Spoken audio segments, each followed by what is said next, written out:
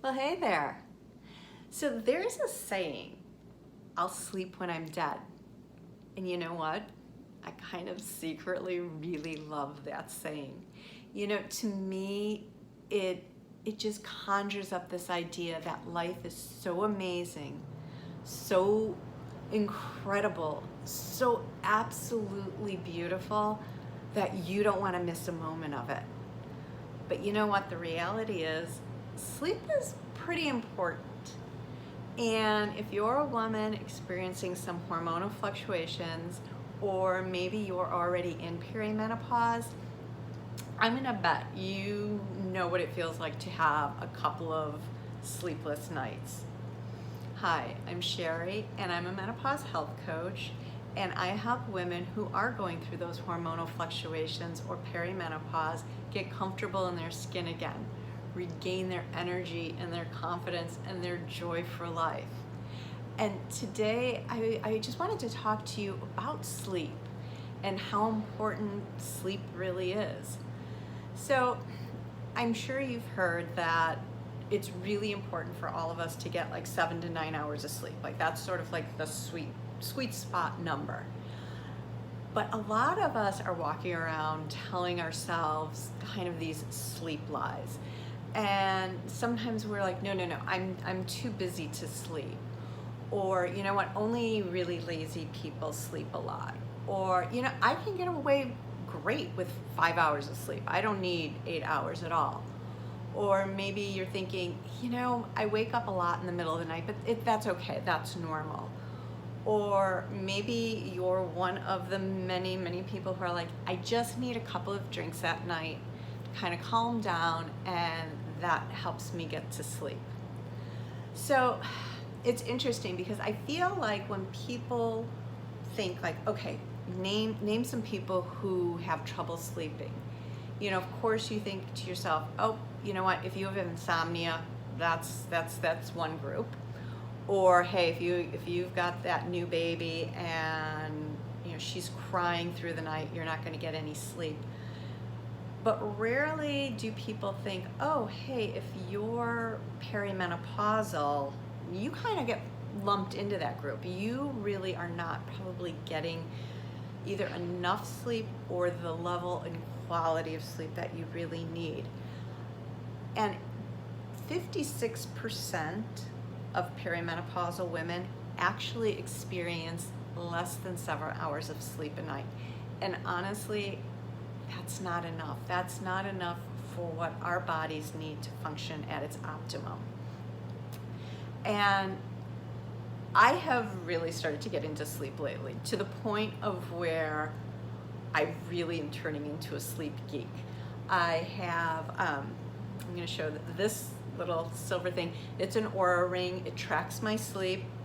Every morning, I can't wait to check the app on the phone. I want to see, what stages of sleep I got, for how long, and what's the quality.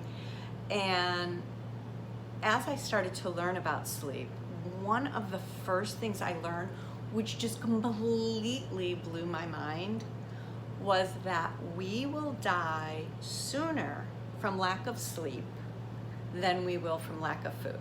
So we can only survive about 6 days without sleep. We can go about 21 days without food.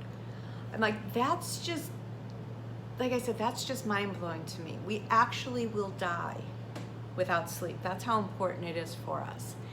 And it's just, it's one of those things that I feel like there's so many perimenopausal women out there who probably aren't getting enough sleep, that maybe you're not actually dying, but I think you're probably feeling like you might be. So when you're going through perimenopause and you're not sleeping well, not only are you going to feel it as far as maybe lack of energy, a little bit of lack of focus, maybe some crankiness, but it actually can lead to or sort of magnify menopause symptoms. So a couple of the things that lack of sleep will do, it can actually increase your weight gain. It can increase your risk for heart disease. It can increase your risk of diabetes. It can lower your sex drive. It can lower your immunity. It can increase anxiety and depression. And you can just see as I'm listing these things, these are also a lot of the things that when our hormones start to kind of go a little wackadoo that we're experiencing. So sleep is just piling either on it in a bad way or helping us improve our symptoms of menopause. So let's talk a little bit about what's going on and why the lack of sleep has its effect on these certain outcomes. So one interesting thing, I've always, when I've always heard like, oh, you know, sleeping really well helps you lose weight. I'm like, why? Because you're not eating during sleep? So I was always really curious, like, what's causing it? And what's fascinating is that if you're not sleeping long enough and well enough, there are two hormones that control our hunger. One of them is ghrelin, and that's the hormone that increases appetite. I always like to remember because like grr, like, you know, your stomach's growling. And the other one is leptin, and that's the hormone that lets you know like, hey, I'm full, don't eat anymore.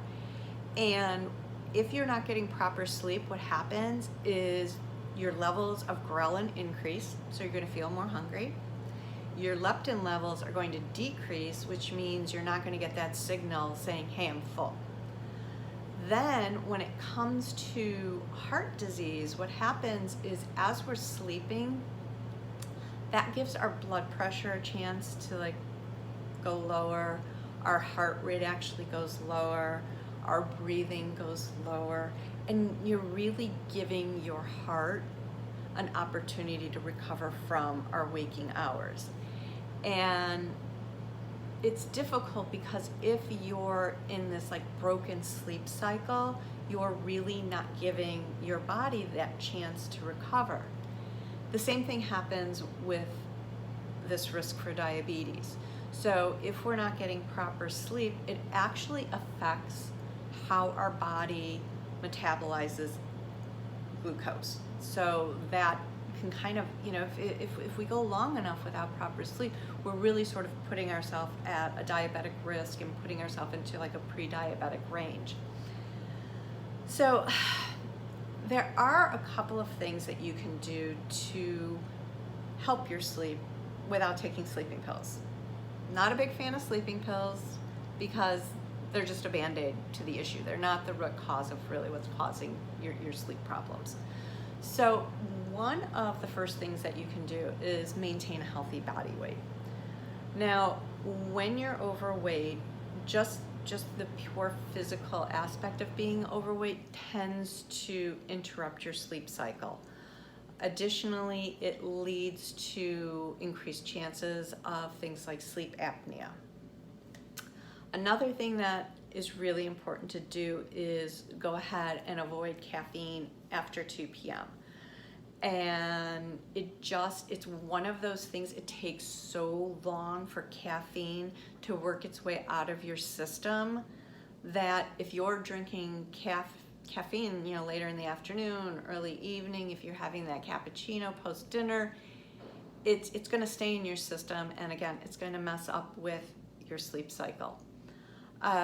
Alcohol, that's another one. Alcohol really is like a sleep killer. And I know if I'm gonna have a couple of glasses of wine, I've already resigned myself to the fact of I'm not gonna get the best night's sleep. For me, when I have a couple of glasses of wine and I'm sleeping, my sleep is interrupted. I sleep really hot and my heart rate is elevated. So I personally have really cut way back on my wine consumption just because I've become so obsessed with sleep. If you do decide that you're gonna have a couple of glasses of wine, I've got a little trick that's gonna help you sleep better. So for every glass of wine or cocktail that you have, make sure you have a glass of water. And if you have 1 glass of wine and you have 1 glass of water, you stop drinking an hour before bed. If you have 2 glasses of wine, then you're gonna drink 2 glasses of water and you're gonna stop drinking 2 hours before bedtime, and so on. Hopefully you're not going more than 2 hours or 2 glasses, because then you're gonna be like, I mean, probably a little drunky. But you're really just helping your body get a chance to metabolize a little bit of that alcohol. And alcohol just gets metabolized really slowly in the body. So, it's not a fix-all for maybe an interrupted sleep, but I think it'll help you get a better night's sleep if you're going to have wine. Another big thing that can help you get a little bit better sleep is to reduce stress. Now, I always say this is one of those that's easier said than done, right? But one thing that is so helpful is if you do this like brain dump before you go to bed. So just sit there with, a notepad, a journal, something, and just write everything that's like running around in your brain that if you wake up at 2 a.m., you don't want to start to spiral out of control with, I need to do this, what's the solution to that? Oh my gosh, I don't know what I'm going to do about this. Just brain dump it all right before you go to bed, and then at least it's out of your head. And that actually will help reduce that stress and anxiety, help you sleep a little bit better. Another thing, having a bedtime routine, really important. It sounds like so simple, but it really helps signal to your body like, okay, you know what? It's time to get ready for bed. It's time to start powering down, and it's time to put ourselves into that mindset of we're gonna sleep. And it's just, it doesn't have to be anything fancy. It's something like, just like, brushing your teeth, taking off your makeup, doing a little skincare, maybe meditate, kind of, release that stress and anxiety from the day, maybe journal a little bit, maybe have a nice conversation with your partner or your kids or a friend, just to kind of get you into that like really nice, calming place where it's easier for your body and your mind to drift off to sleep, and you don't have all this like chatter going on into your head. The other thing too is I think it's really important that if you are waking up in the middle of the night, which that was totally me, having a routine for getting yourself back to sleep. The first thing I have to say is do not look at the clock. If you look at the clock, you're just going to start all that chatter in your head about how much longer I have left to sleep. Oh my gosh, what if I don't get to sleep in time? Then, all of a sudden you're counting down the time. Now I have 3 hours until I get up. Now it's only 2 hours. Like, why am I even trying to fall asleep? I might as well just get up. So don't look at the clock. I have found breath work to be incredibly helpful getting back to sleep. I think if all you do is just take deep breaths in and deep breaths out and just really focus on your breathing, it really starts to quiet your mind and sort of helps you drift back to sleep. I personally like to put a mantra to it. I'm not even sure where I came up with this, but I breathe in peace and I breathe out love. And I'm telling you, it works. Like, really, honestly, you have to try it. It really, really does work. Now, my last resort, if I really am struggling and cannot get back to sleep, there are a lot of apps and podcasts that do adult bedtime stories. And my personal favorite, it's a podcast called Send Me to Sleep. And this guy it's a bit of a monotone British accent, but I think he does it intentionally because it like drifts you off to sleep. I'm kind of in love with this guy because I think it only takes me like 5-10 minutes and I am like out again. And he always like has really great stories like Alice in Wonderland and The Secret Garden, and he does a really good job. So check out some apps and podcasts. The other thing is if you are waking up because you have night sweats, which I totally was getting also, my hint for you is go ahead and actually think really cold thoughts. Like, imagine that you're outside and it's January and it's a bitter cold wind chill. Or imagine you're jumping into like an icy cold pool. And it's actually been scientifically shown that this will help decrease the length of time that you're having either a hot flash or a night sweat. That really works too. And then finally, just like some, final 2 points, keep your bedroom nice and dark, nice and cool, and stick to a bedtime routine, and do it 7 days a week. Have a time in the evening that you're going to bed, and have a time when you're waking up in the morning. And again, it helps regulate your body. Your body likes routine. So those are my little tips and tricks for getting a good night's sleep. And I'm just gonna say, sweet dreams.